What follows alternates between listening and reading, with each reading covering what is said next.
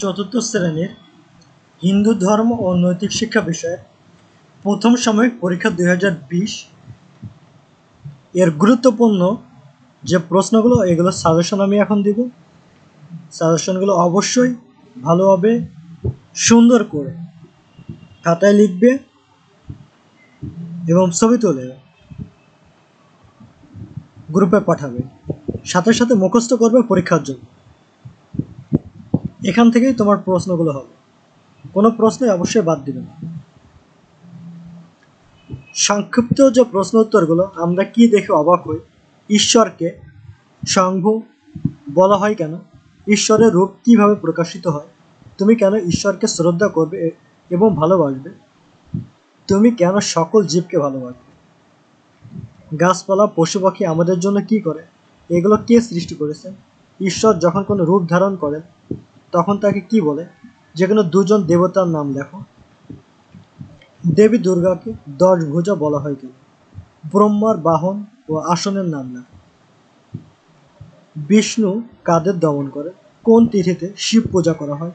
দুর্গাকে ত্রিনয়না বলা হয় কেন? শিব পূজায় কেন বেলপাতা দরকার হয়? ঋষিদের 7টি শ্রেণীর মধ্যে 2টি শ্রেণীর নাম লেখো। মহর্ষি বলতে কাদের বোঝানো হয়েছে? বিশ্বামিত্রের 2টি বৈশিষ্ট্য লেখো। মহর্ষি বলতে কাদের বোঝানো হয়েছে? যে কোনো 2 শ্রেণীর ঋষির বর্ণনা দাও। হিন্দু ধর্মের প্রধান ধর্মীয় গ্রন্থের নাম কি? এটি কয় ভাগে বিভক্ত? শিক্ষার্থী এখানে পরপর 2টা একই প্রশ্ন হচ্ছে, একটা লিখলেই হবে। অপূর্ব আমাদের এই ড্যাশ। ঈশ্বর সবকিছু ড্যাশ করেছেন। ঈশ্বর নিজেই নিজের ড্যাশ। ঈশ্বর লীলা ড্যাশ জন্য সৃষ্টি করেন। ত্যাগ একটি ড্যাশ গুণ। সকল জীবের মধ্যে ড্যাশ আত্মরূপে বিরাজ করেন। ড্যাশ সৃষ্টি করেন। ব্রহ্মা 4 হাত ও 4 ড্যাশ। বিষ্ণুর আরেক নাম ড্যাশ। ত্যাগ ড্যাশ অঙ্গ। ড্যাশ ত্যাগ ড্যাশ ত্যাগ। শিবের বাহন ড্যাশ। দুর্গাপূজায় শক্তির ড্যাশ করতে হয়। ব্রহ্মার বাহন ড্যাশ। ঈশ্বর যে রূপে ধ্বংস করেন তার নাম ড্যাশ। শিবের উপাসকদের শূন্যস্থান বলা হয়। সকল সৃষ্টির মূলে রয়েছে ড্যাশ। শিবের উপাসকদের ড্যাশ বলা হয়। রচনামূলক যে প্রশ্ন উত্তর এগুলো ভালোভাবে পড়বে এবং চেষ্টা করবে সুন্দর করে খাতায় লিখতে, সাদা মুখস্থ করবে। ঋতু অপূর্ব সুন্দর। এই পৃথিবী দেখে মনে মনে ভাবছিল যে এই পৃথিবীর একজন সৃষ্টিকর্তা রয়েছে। তিনি কে? তিনি কেন সৃষ্টি করেন?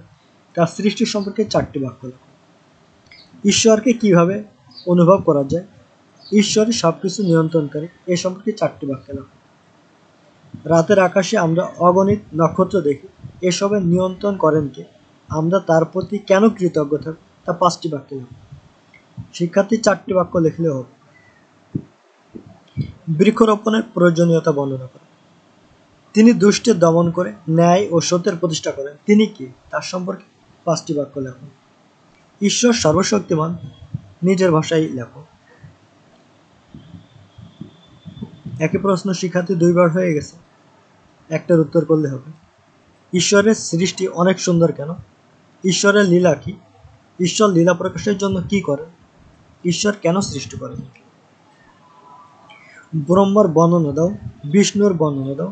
শিবের প্রণাম মন্ত্রটির বাংলা অর্থ লেখো। দেবী দুর্গার বর্ণনা দাও। হিন্দু ধর্মের শিক্ষার্থীরা তোমরা যারা আছো চেষ্টা করবে যতগুলো প্রশ্ন দেওয়া হয়েছে প্রত্যেকটা প্রশ্নই সুন্দর করে খাতায় লিখবে, গ্রুপে দিবে এবং মুখস্থ করবে পরীক্ষার জন্য। কোনো প্রশ্নই বাদ দিবে না। আজ আর নয়।